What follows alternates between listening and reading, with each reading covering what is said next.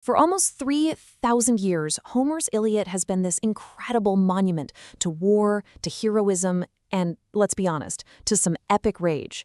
But what if the best way to understand this ancient story isn't just about history or mythology? What if it's about psychology? Yeah, stick with me here, because today we're opening up a very, very cold case, and we're using a surprisingly modern set of tools to crack it. And it all kicks off right here.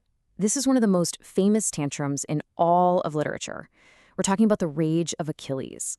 I mean, this guy is the greatest warrior of his entire generation, and he has just been publicly humiliated by his commander, Agamemnon.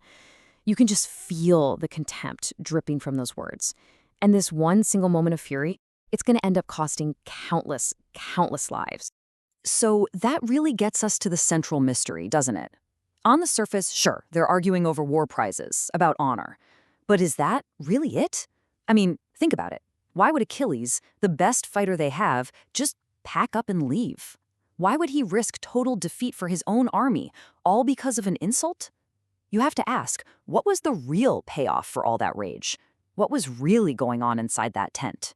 Well, you're not going to believe this, but the key to unlocking this whole thing comes from the 1960s. Yep, from this guy right here, Dr. Eric Berne. Back in 1964, he wrote this absolutely groundbreaking book called Games People Play. And what it did was give us a whole new language, a whole new way to understand the hidden stuff going on in our relationships. And that is exactly what we're going to use to decode the Iliad. Okay, so let's unpack this epic fight. First, a quick scene setter. We're in the 10th year of the Trojan War. A nasty plague is ripping through the Greek camp. Why? Because the gods are furious. The leader, Agamemnon, has taken the daughter of a priest of Apollo as his war prize, and yeah, he's refusing to give her back. So when the truth about the plague comes out, the argument just explodes.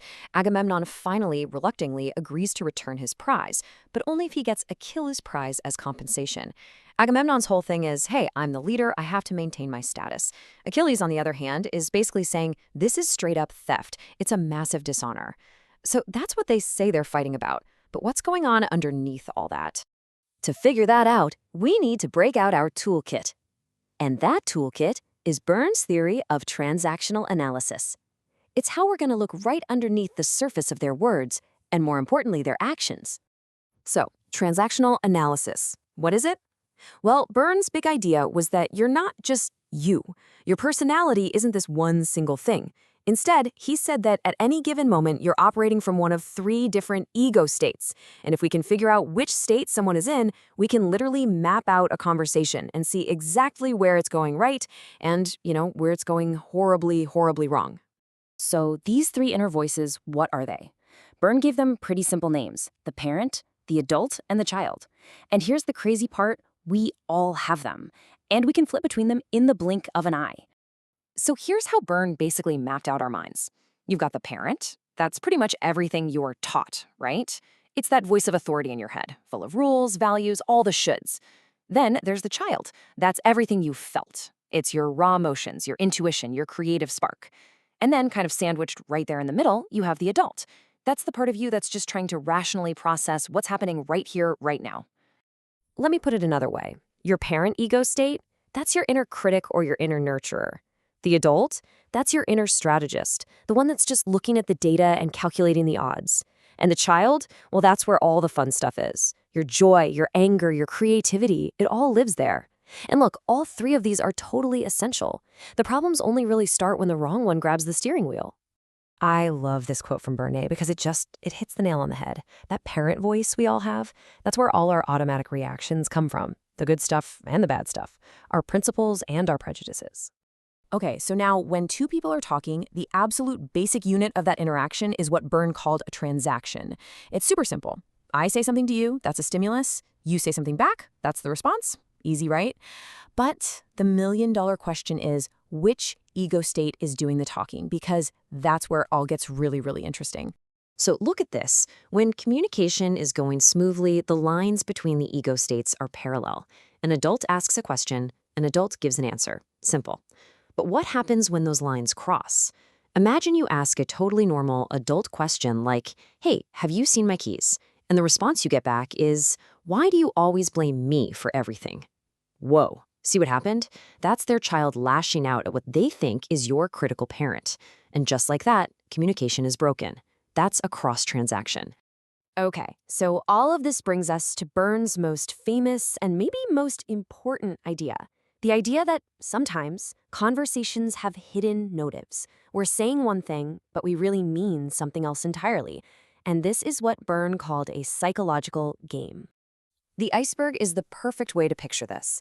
A game is always happening on two levels at the same time. You've got the social level, that's the tip of the iceberg, the actual words we're saying, but then there's the huge part hidden under the water, the psychological level. That's the real message, the one that's often unconscious. Berne had a great name for this, an ulterior transaction.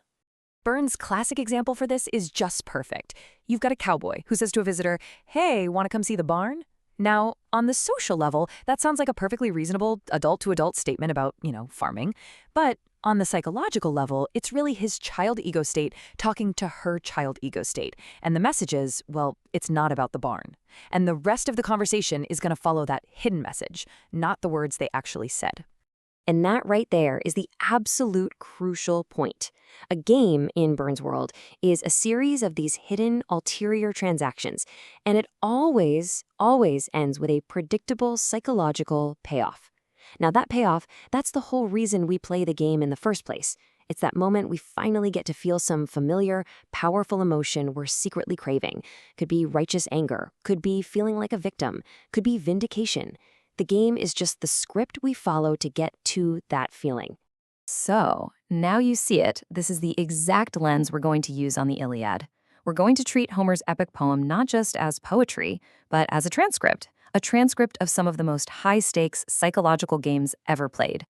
So let's go back to our original question and reframe it. What game were Achilles and Agamemnon really playing? When Agamemnon pokes Achilles and Achilles just explodes, what's the surface conversation and what's that hidden ulterior transaction? What's the real psychological payoff that both of them are secretly driving towards? Is this really about winning an argument, or is it about getting that intensely powerful feeling of being righteously, totally wronged? And this is exactly how we're going to do it. Here's the plan. We're going to have a new explainer for each and every book of the Iliad, all 24 of them. We're going to analyze every key interaction, decode the games being played not just by the heroes like Achilles and Odysseus, but by the scheming gods too. And through it all, we're going to uncover those hidden payoffs that are really driving the entire Trojan War. So that leaves us with this huge, tantalizing question that we're going to explore through this entire series. Were these larger-than-life heroes, these figures who literally shaped Western civilization, were they really the masters of their own fate? Or were they, just like so many of us, simply playing out unconscious scripts, caught up in psychological games with rules they never even fully understood? Our investigation begins in the very next explainer, where we'll decode the first big game from Book 1. I'll see you there.